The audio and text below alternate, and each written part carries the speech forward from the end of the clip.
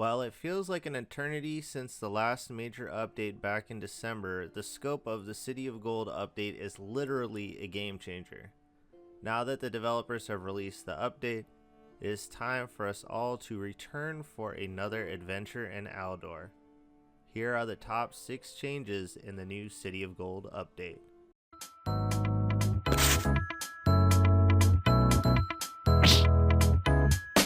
Make sure to like, comment, and subscribe. Number 6, Save System Upgrade. The top complaint of any negative review on Steam. Sometimes, though, when the internet complains, it gets what it wants. In this case, the developers have absorbed the immense disdain toward the save system and reformed it into the ability to save on exit. You'll now be able to seamlessly exit the game if an interruption occurs. However, these saves are temporary and will be deleted upon loading. Number 5, Expanded Map.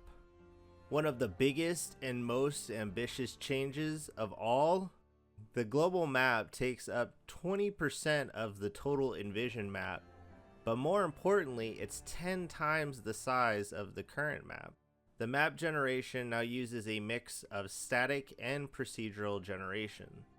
Locations tied to lore, some story locations, mountain ranges, the coastline, rivers, cities, and villages will remain static with each new map. Points of interest, dungeons, biomes, and roads will remain procedurally generated in the roguelike tradition.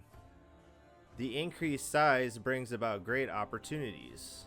Dungeons are now more plentiful and properly fit with the player's level progression. The beginning area of Osbrook will only contain beginner dungeons and lower level threats compared to locations like Manshire and Bryn. Not all dungeons will be tied to contracts either. You will have to search for them to gain their valuable loot. Lastly, wilderness is now an important factor to encounters on the map. Ambushes will be more likely near bastions and less so on open roads. The spawn rate of animals works like the dungeons. Bears and large packs of wolves are more rare and not likely to be encountered near Osbrook. Dens and habitats will attract large animals, increasing their spawn rate in that area. Be warned though, what may appear as a deer trail may quickly turn into a ghoul den or something worse. Number 4, Law & Order Aldor. Players will no longer be able to raid the entire town of Osbrook when starting a new run. Many of the classics are included, such as disturbing the peace, theft, assault, murder, and livestock slaughter.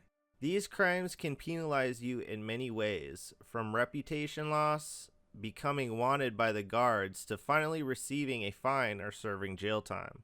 Jail time will restore your reputation back to neutral and will cause you to lose some of your experience toward your next level.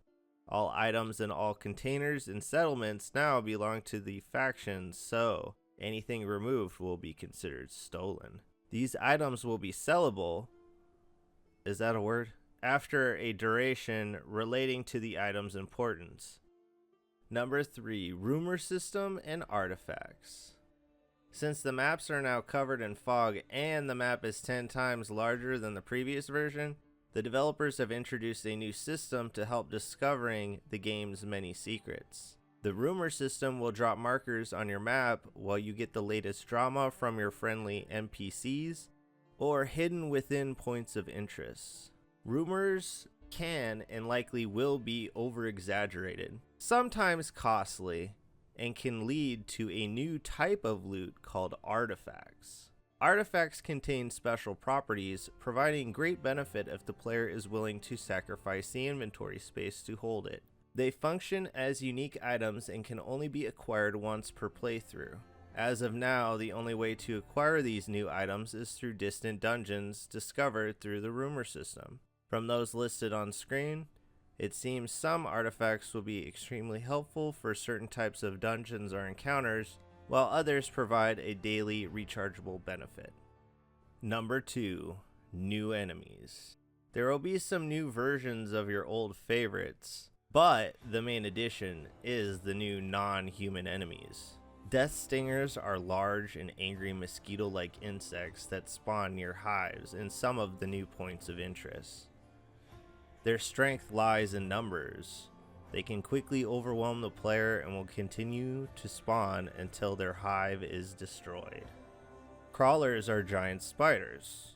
While large and frail, they boast many advantages in battle. They can spit web like man-catcher's nets, regenerate damage done to their body, restore armor durability, and grant additional resistances to themselves. Even worse, their blood is poison and sprays out while fighting in close combat, causing caustic and poison damage. Harpies are extremely mobile airborne enemies. These scavenger birds have no cooldown to their dash skill and remain elusive until you damage their wings or cut them with a net. They enjoy confusing the player with screeches and give off a noxious stench that causes coughing and nausea. They are also cowardly, flying away after only a few turns of combat. Number 1. System changes. Many notable changes are being made to the game's mechanics. Protection is now assigned to the individual body part instead of as a total. A helmet's protection and physical resistances will only apply to the head, gloves for the hands, and so on. This also applies to damage and bleed resistances. Shields are changing in a big way also. No more dual shield troll fights.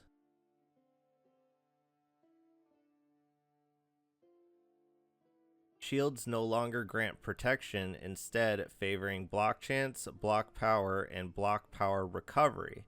When an enemy strikes your fish shield, the block power of 18 drains to 0 as the shield absorbs the blow. The block power recovery stat applies to how quickly or slowly your block power returns to its max. Dodge is also getting an upgrade. Prior to the update, dodge was an all or nothing stat.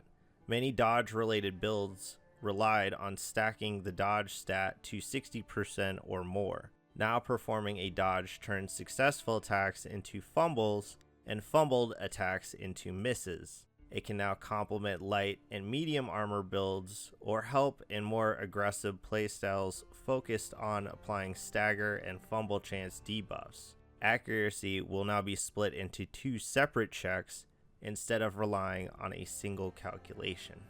Many changes were made to the leveling system as well. All attributes are capped at 30 points. Each attribute only covers 2 secondary stats, and you only gain 1 stat point per level. My favorite part being that all attributes have thresholds like perception's range increase. At 15, 20, 25, and 30 points, you'll see similar stat increases as shown on screen. Ability trees have also been reworked.